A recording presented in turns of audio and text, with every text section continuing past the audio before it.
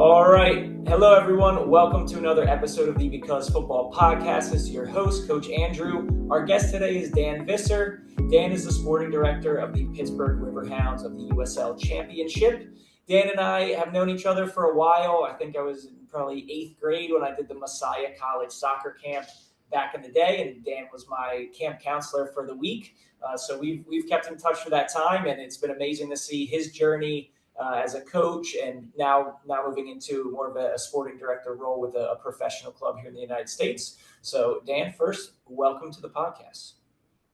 Thanks, Andrew, and hello, everybody. That's a great introduction because I didn't remember that's how we kind of, maybe we had met a little bit before that, but that's because I was trying to think, even as I was thinking about doing this, interview with you, like, how did we know each other? And I think you were friends with some of my sister's friends. So those guys were like teammates of mine, and we did the camp that summer. And I think there's also the Westchester connection, right? So from Westchester, PA, where you're from, and I was from, so we kind of had that data. But yeah, that was it initially. And then I think we reconnected when you took the role at Eastern, where I had played, and you're at United Sports in that role. And I remember doing some coaching and like sales stuff for United Sports. And then then I think you got your first college role, and just kind of quite a journey. And then obviously there, with that Messiah connection, you guys are super. How many national championships?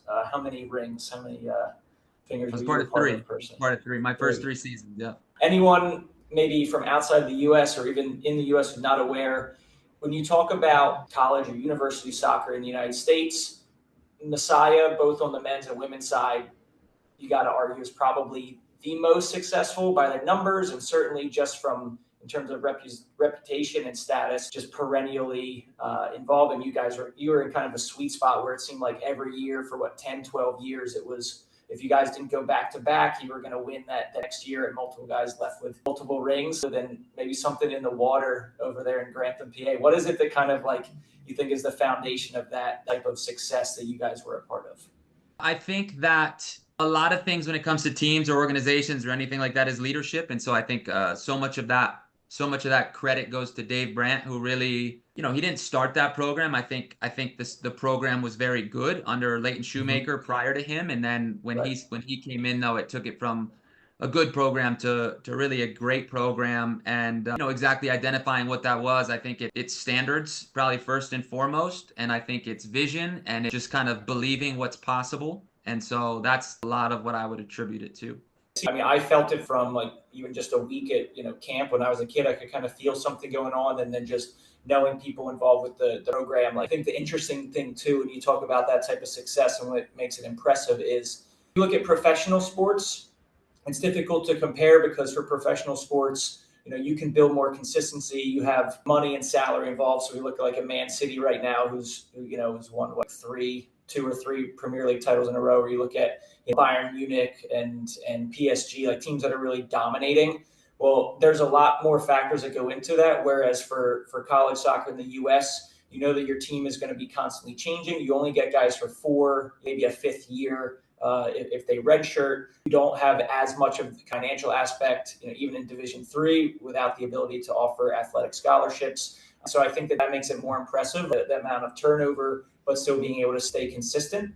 What do you think in particular that you would want to share with our audience that is maybe you've taken with you throughout your coaching journey? Yeah, I think from that experience generally at Messiah, and when I speak about Messiah, if I talk to maybe even like families now or whatever that are maybe interested in Messiah, it's hard for me to separate the soccer team from Messiah because the soccer was such a part of my experience. And so I didn't have an experience that was without soccer there. And so really when I talk about that experience, I'm talking about my experience with the soccer program, and then particularly with Dave Brandt's leadership. So I think it's what I said previously, just in that it's standards, it's vision, and it's like believing what's possible. And to talk about that consistency, you're right. There's unique challenges within college soccer. There's unique challenges within Division III college soccer. The consistency is actually probably even more than even like at the USL. We have probably more turnover now, even though we wouldn't necessarily have to, and not every team does. We tend to have a fair amount of turnover. But, I think that there was so much of a common vision, common values, common identity. I'll just identify, I think Dave was there for 12 years as head coach, and he was there for 12 years, I believe, previous to that as JV coach and assistant coach. But just identifying his 12 years as head coach, I really believe that as we went back and played alumni games or worked camps or did that kind of stuff, anybody that played over the course of that 12 years spoke a super common language, really had the same kind of 11 core values dumped, brainwashed into us, and a lot of the same foundational principles. Like there was just so much consistency over that whole time, and so yeah, I think it was building that and then just staying very much diligent to stay on top of it over the course of 12 years, and it continued under Brad McCarty as well, and it's still a strong program today. That's like a daily thing, right? And that's a moment by moment, situation by situation when you talk about those standards and values, right? It's like you kind of constantly got to be on it. And one thing I used to always watch your guys highlight videos, like the early days of YouTube. I remember being at camp and I think there was like a session that got rained out. We all got pushed into like a auditorium or something. And there were some highlights on it. I was just like blown away with the ability, because for me at the time, I didn't know. I just thought, okay, for the U.S. university soccer system, Division I, that's just got to be the best. And then Division II is like in the middle, and then Division III. But there's really more complications to that. How would you kind of, and obviously now in your sporting director role, you're looking for talent, I'm sure, at the collegiate level as far and professional too. How would you maybe in a nutshell explain to like a kid coming up, maybe just entering high school, and parents, like how to kind of visualize or understand maybe in a quick version the differences between divisions 1, 2, and 3? No, I think that there is some overlap, but I do think generally like Division I is going to be your strongest division, especially when you start to look at the top schools, whether that's the ACC schools or you've got a handful of other ones that really kind of dominate year in and year out. And I would say that like if a player is looking to play professionally, that's probably the best course for them to take. We bring players into combines and different stuff like that who are not only ACC players, but top ACC players and All-Americans or whatever. And the jump to the pros is significant. And so, it's not everybody is going to make it. So I think really what I would say and what I was after, and I'm pleased with the decisions that I made in terms of selecting colleges, was what's the experience going to be like for me? I didn't really have any kind of vision for playing afterwards. I didn't really think of that as a possibility, I think, until going into my senior year, and I started to have some conversations about it. But in choosing colleges, it was just really what's the experience going to be like for me, and I think you can find that Division I, Division II, Division III.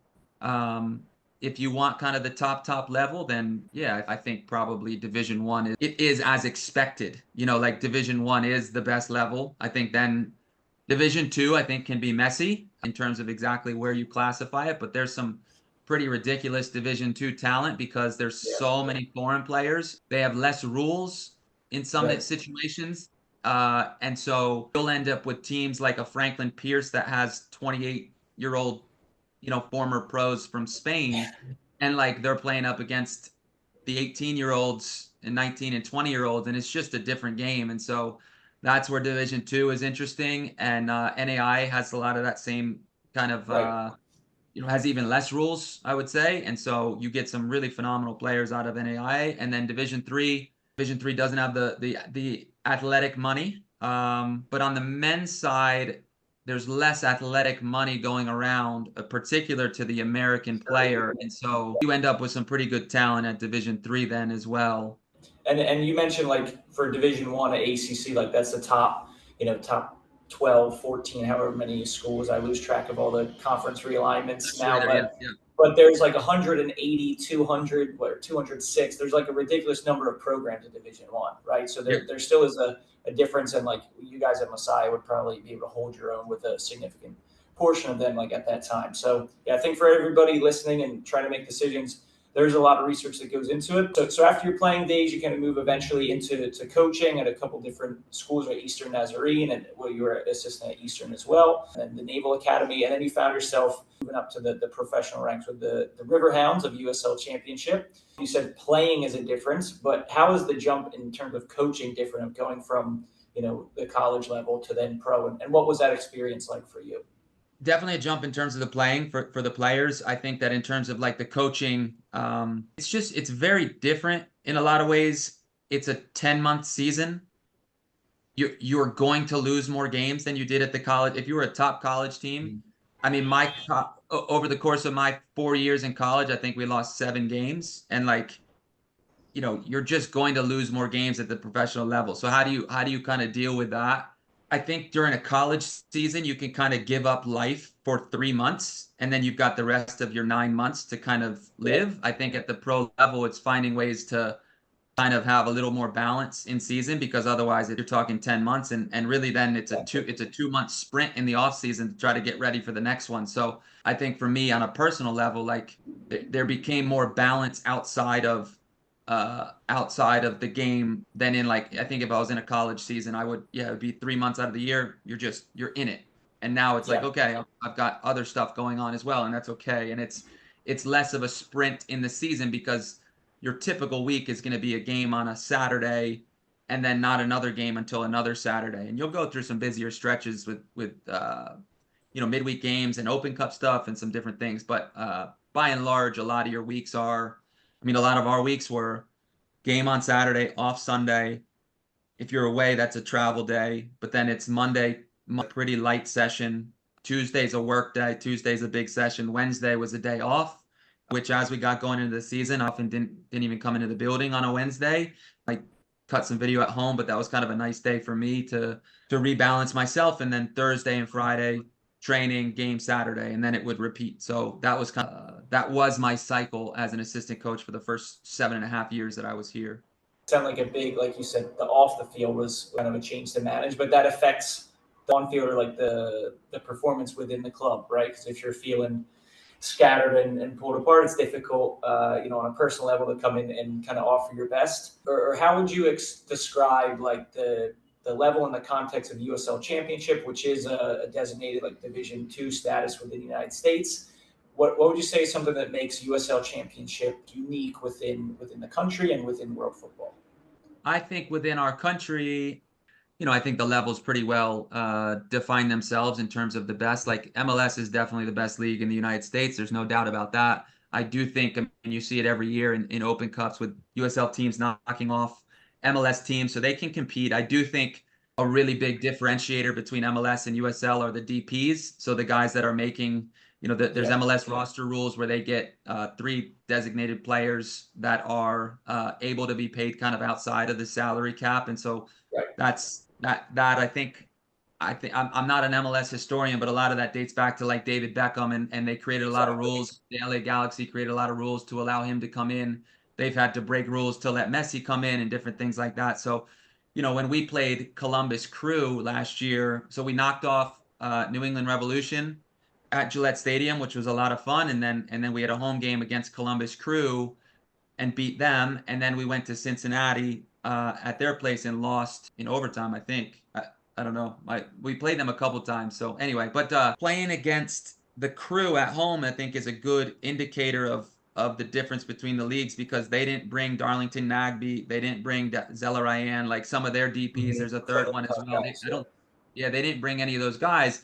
And so then, if you don't have those top guys, I do think the level is more comparable, especially when the MLS teams start to feature some younger players who are there because of what they can do, but also because of what their potential is. And so Conrado Forbes at this point is never going to sign with an MLS team, because he doesn't have that same upside as like the 17 and 18-year-old kid, but he's a better player than they are today. And so you put them on the field together, and we can, be the better team on the day. But, we go to Columbus last year in preseason and played against all their studs and just got manhandled, like didn't touch the ball a lot. Now, it was our first week of preseason. They had already been at it for a while. They started all their studs, and we started a team of entirely trialists. So we needed to see who those trialists were, and we're trying to, do some different things. So both teams had different objectives in the game. But yeah, so that's kind of, I'd say, maybe a comparison between MLS and USL. In the United States, I think in terms of the world game, I do think that the USL is starting to be seen. The USL is starting to participate more and more in the outgoing transfer market, and you're seeing some players that are being transferred to Europe for some large sums. That is an objective of mine, is to begin to put the Riverhounds into those types of situations where we're actually able to make some financial gain on players that come through here. Right. Because the MLS is basically like a franchise model where the MLS owns all the player rights as a Yep. league, versus us, the USL, where the teams are all independently owned, and we need to abide by league rules and FIFA rules and all this kind of stuff, but we often will have more flexibility. And so you'll see some top players, Diego Luna a couple years back, I think, playing He for was one of the El first big Paso. ones. Yeah. El Paso last year, Fidel Barajas playing for Charleston, guys that might otherwise be in a USL or an MLS Academy or MLS Next type environment, but and both of those two guys I mentioned are currently playing for Real Salt Lake, and so sure they didn't go to Europe, but I think both probably were sold for transfer fees. Orange County has done a lot of that. Spoken with their previous sporting director kind of about some different things that they were doing. Louisville is doing some of that as well with Yeah, they just Elijah. sold. I just did some research on that, and I think it was it Josh Winders? His name went to Benfica for a little north of $1 million. Like, so that's significant because at the level of football that you guys are at, when you're talking about, and you obviously have more insight and something I'm curious about, but I even look at other countries abroad, whether it's in a lot of countries, it's even the first division, there's a lot of turnover, but especially those second, third divisions. Like a 1-year contract is probably the majority of players, right? Most of our players are on. Most of our players are very standard we almost never do. I don't know that we've ever really done a 1-year contract. Maybe just kind of here and there. It is generally a 1+1, meaning that second option is or that second year is a club option year where there's a pre-negotiated second year salary. If we choose to pick up his option, then we have to pay him that amount. And there's value tied to all this kind of stuff. So you might be able to, if a player really wants to kind of potentially move in a year, you might be able to get him for less on a 1-year deal. Some players want kind of guaranteed stuff. And so all of that goes into the negotiating process when you're talking with the players' agents and the players themselves. But we as a club, like because of that, because of wanting to maintain some levels of consistency, we like to have the option to hold on to guys for a couple years. Mm-hmm. Yeah.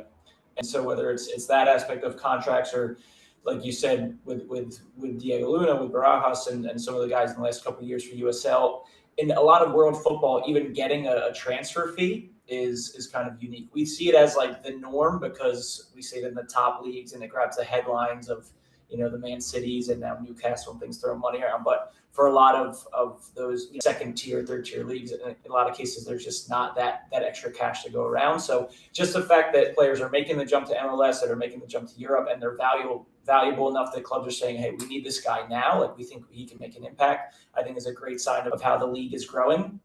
And you mentioned that as a goal, to kind of integrate players from the academy, the Riverhounds Academy, bringing them into the first team, and then ideally selling them on. For an American model, that's not the norm of American sports. The American sports model generally, historically, is we need to win a championship, right? And I'm sure that's part of the goal as well. But could you talk a little bit about, that balancing act of sure trying to bring in and develop top players, but then the economic need within and the norm within world football of selling players on to kind of the bigger fish up the food chain?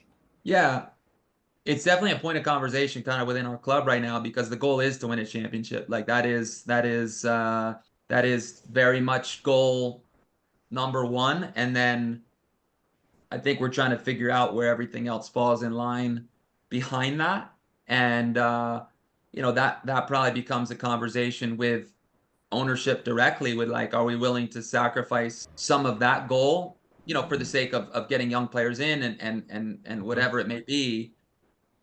I'm a big believer in this is a Dave Brandt influence thing, but this genius of the and where it's like, no, let's do both. Let's not sacrifice winning a championship to try to get young players involved, but let's still get young players involved. And so let's do both of those things. The league has recently created a new roster rule where at home games you can actually dress 2 players that are, I believe it's 17 or younger, and maybe are part of your academy setup. It means that young academy player is not competing against that 25-year-old college grad for those last 2 roster spots. Mm-hmm. So it kind of gives them a cleaner pathway into the first team.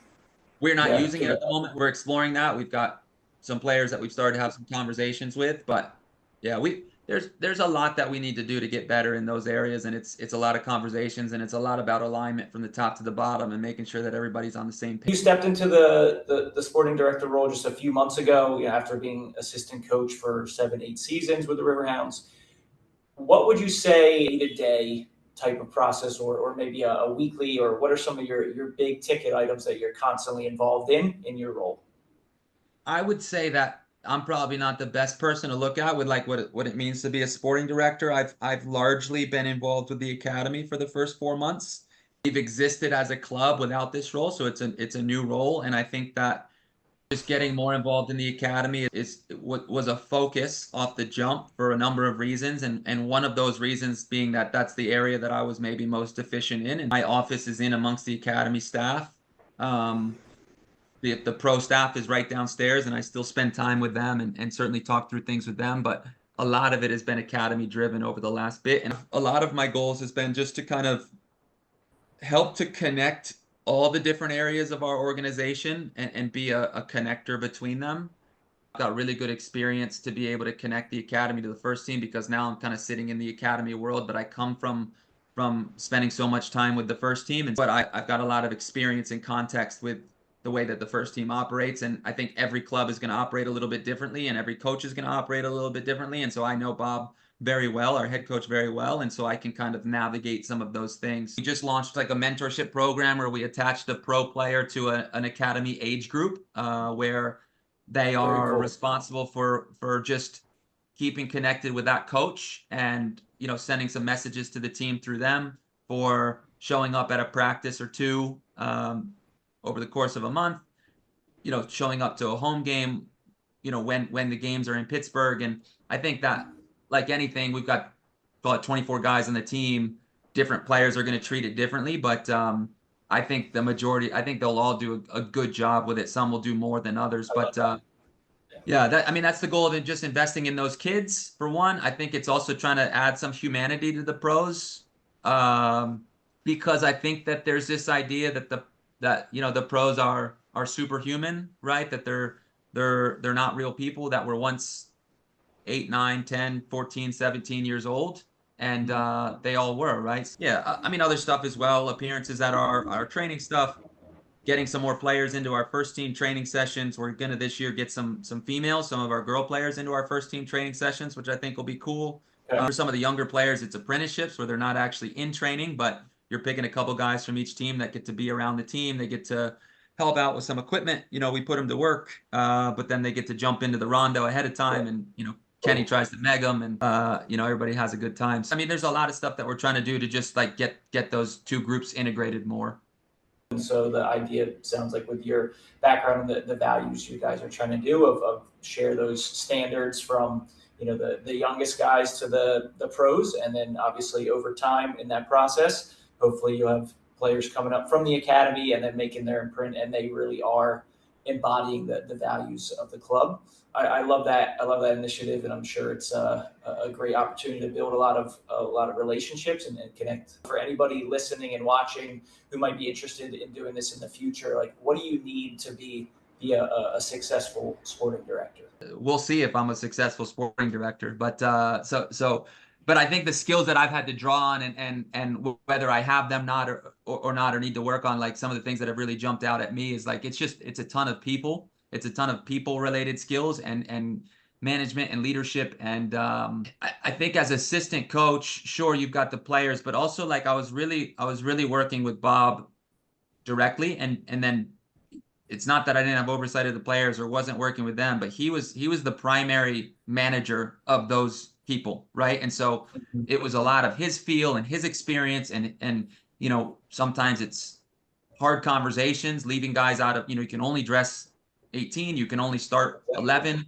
and so you're having to have hard conversations all the time, and he handled the brunt of that. I think in my current role here, we've got probably 50 coaches and like 12 academy directors, and then there's relationships with the first team. There's also relationships with our front office staff.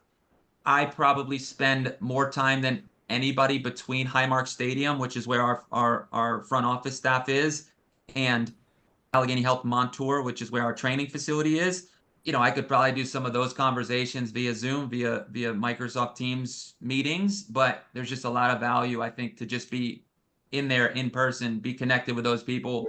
You're asking for favors sometimes, so then I don't want every conversation that I have with our ticketing person to be asking for favors, right? Like, let me go and just like be present with that individual. So I think it's been a lot of soft skills, probably more than anything else. I think that there's been a lot of businessy type skills where I've got to look at, money stuff. And I've enjoyed that as well. I've got a math background and economics background. I enjoy some stuff that's more business and entrepreneurially related. Enjoy watching Shark Tank, these types of things, right? So I've got to dip my toe more in some of that type of stuff. Building out our academy staff, continuing to build out our academy staff has been something that's been fun as well, kind of strategically. What's the org chart look like? What's our coaching staff look like? The biggest skills needed from me are the interpersonal ones, and then kind of, I would say, some of the vision and leadership stuff as well. Where do we want to be in a year? Where do we want to be in 5 years? And then starting to put some of the pieces in place to make that happen. Because, I'll use the example of a general manager that I once kind of witnessed. And so this is a big leadership position, and this individual is oftentimes taking the trash out, which I can respect, but it's also not the best use of their time, right? So if you have to do it every now and again, no problem, but it's your job to fix that so that you can kind of sit outside of a lot of the day-to-day. And then again, it's not that you're above that type of stuff, but organizations need leadership more than anything else. And so I almost want to create a world where I can put things in place where I can not exist, like where everything is just running. There's systems created, there's individuals set up to do stuff. How do you empower those people that you've hired to do those things? And then kind of sit outside of it and try to keep a 30,000-foot view of everything that's going on. I try not to get and maybe some of that's to a fault. Last Saturday I went out and watched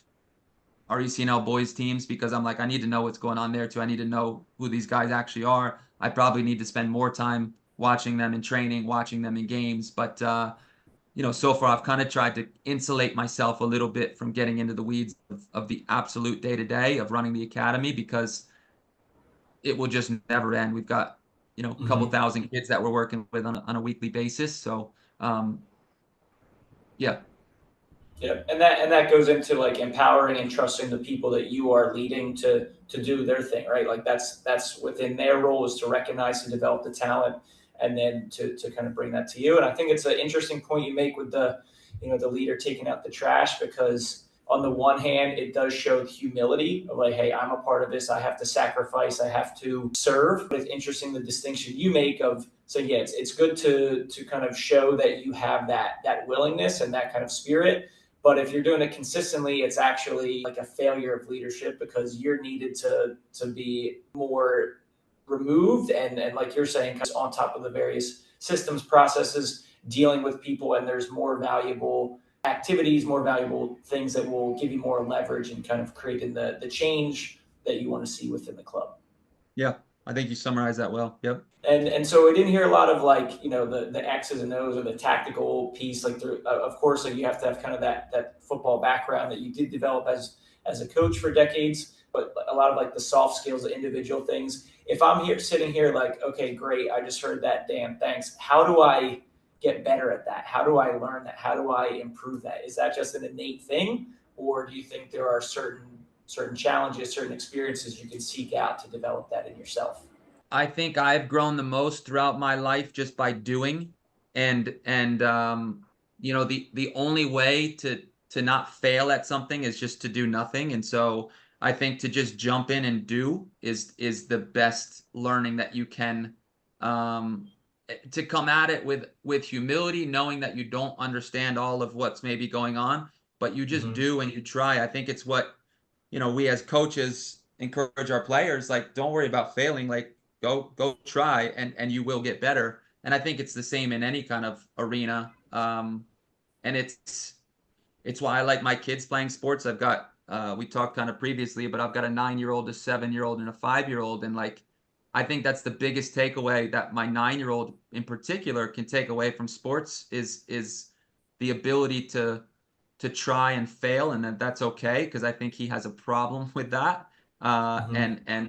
And that's a challenge for him. So then there's kind of anxiety surrounded with that. And so we work through that with sport, right? And that gives him opportunities to jump into the arena that occurs in every area of life, right? This idea that it's okay to try and fail, and that's how you're going to garner experience. And they're talking about taking all this different like educational type stuff and all these different classes and all these different courses. And hey, if there was a course about being a sporting director, you better believe I already taken it, and all this kind of stuff. And I'm like, all good, no problem, but just do, right? Just jump in, just do, just try your best. And that's how you're ultimately going to gain, I think, as much as anything.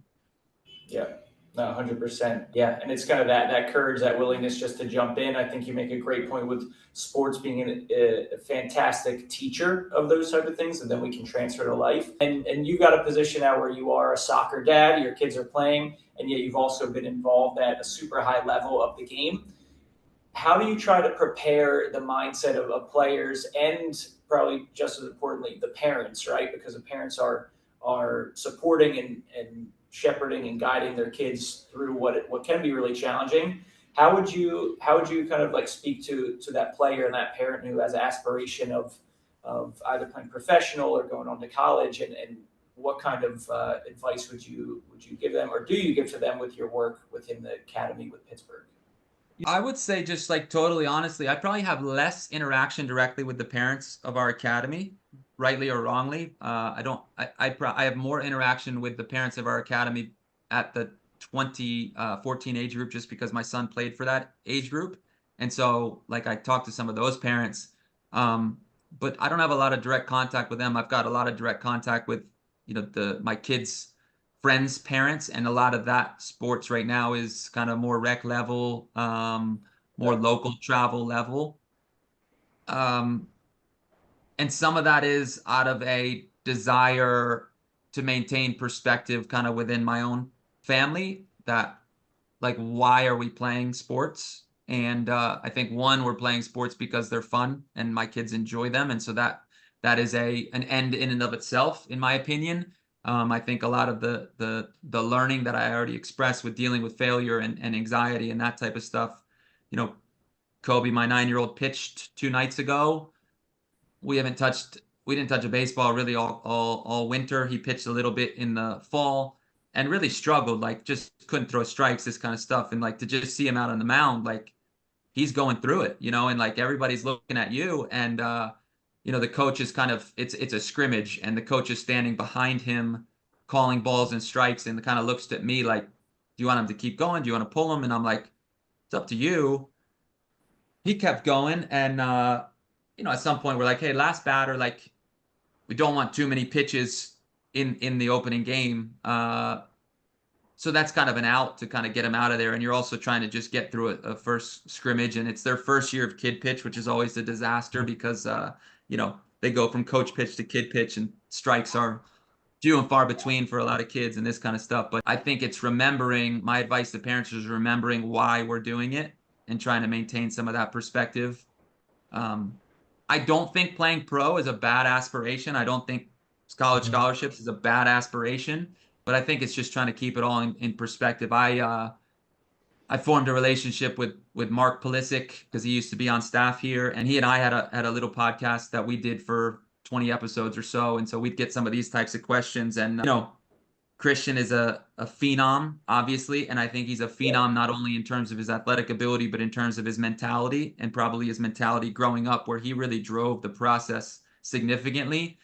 And Mm-hmm. I would say very much that Mark and Kelly, Christian's parents, maintain perspective, continue to maintain perspective when he's one of the top players in the world, of what it is all about, and not pushing him too fast too soon. I think they turned away a lot of opportunities as he was even younger, and it was really Christian saying, like, I want to go do this, talking about Dortmund, right? So Yeah. yeah, it's just maintaining perspective. Yeah, and I think it can be difficult to do when you get again. I've been more on the coach's side, and I don't have children of my own, but I observe, I see, I talk to soccer parents all the time through Transform Soccer and just through my years of coaching, and the youth games and the higher levels you go, even at the young ages now, and then looking at the wider travel soccer world right now, just kind of at times I feel like that a bit of that perspective is lacking, and making sure it's fun first and foremost. And then I think there's definitely an element of like you said with your son's example of going through adversity and difficulty and challenges, because that is life, and getting through it, and then just seeing kind of how far you can go with your individual potential. Definitely think it's something that I think there's a lot of parents looking for support with that as well, because I think it can be tough to lose that within a team. You could have the one parent who's, yeah, it's like college or bust, and others like, hey, as long as Johnny or Susie's having fun. And I think some parents feel themselves in the middle, and so appreciate your insight on that. If we go a little more like meta here and talk about we're talking about the academy, that's generally like competitive soccer, but I think one thing that I've noticed from following the Riverhounds for a few years on your social media is like the connection with the community, getting, routinely selling out games for the last few seasons. And in that regard, being, a really successful franchise within USL Championship. What have you kind of like seen and learned maybe through this current role, and then through your assistant coach role, of like kind of the role that soccer can play within American communities where it's typically not been as central? We've definitely gotten better in terms of like attendance and in terms of our marketing and just kind of visibility within the city of Pittsburgh. And I give a lot of credit to Jeff Garner, who's our president. And I think he's done a really good job from a leadership standpoint. And we've got a lot of people working underneath him at the front office that have done a very good job with ticketing and marketing and that type of stuff. I think within Pittsburgh specifically, Pittsburgh is a football town. It's a baseball town. It's a traditional American sports town. And soccer is kind of, I think that it's becoming less this, but I think traditionally soccer has sometimes been kind of a fringe sport. And it's been for the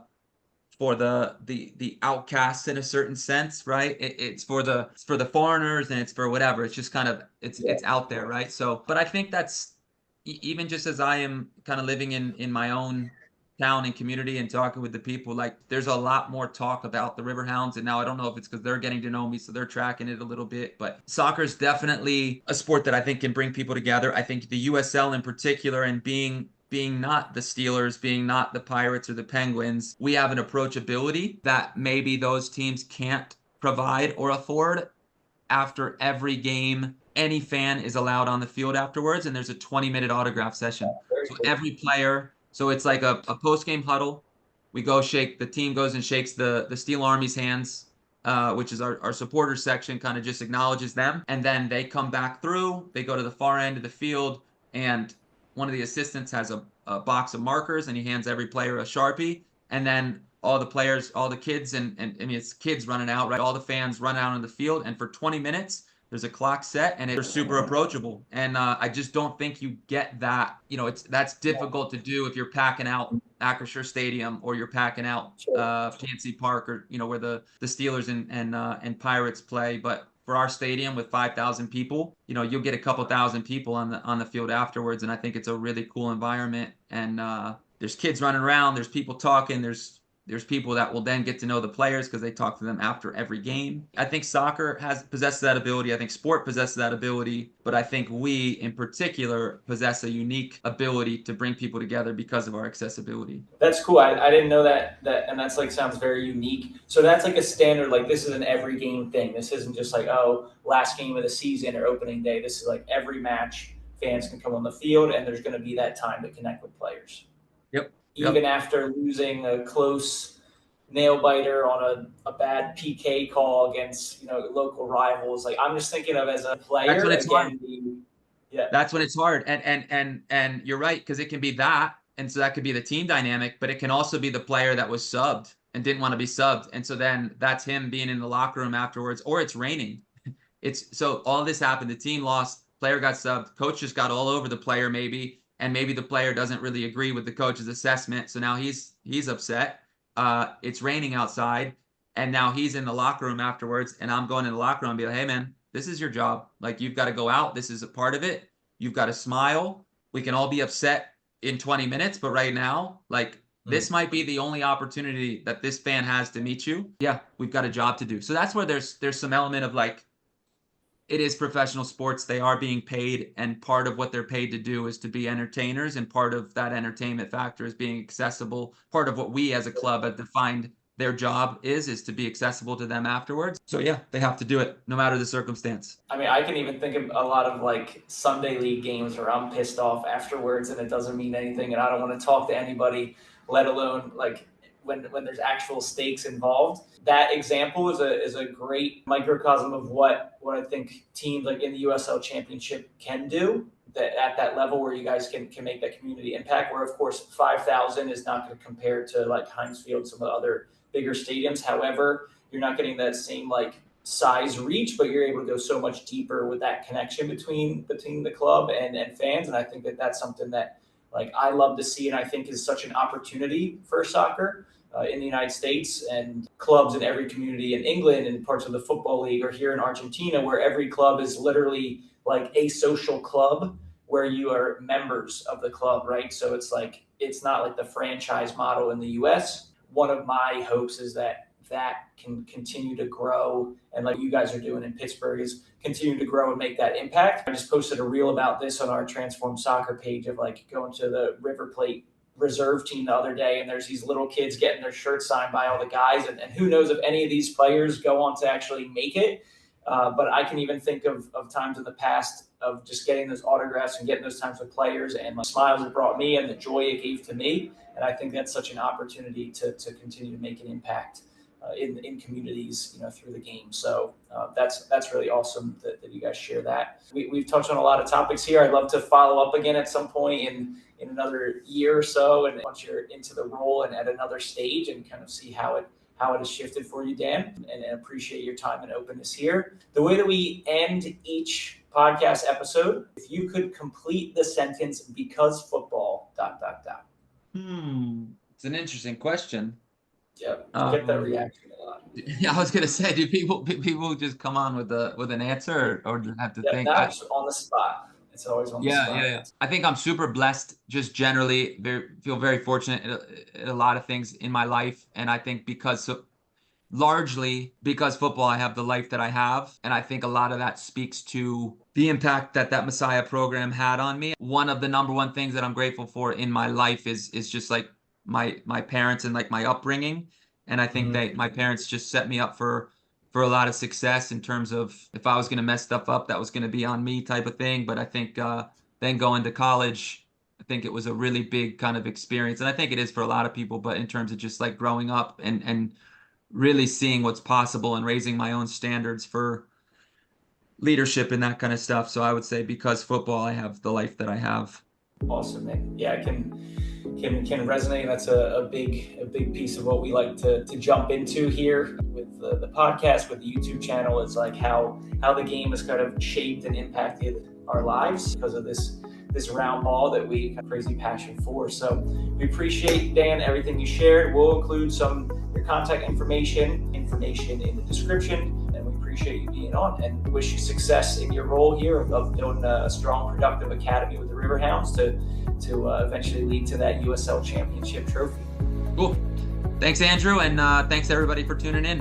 All right, everybody. Thank you for watching, and we'll see you on the next episode.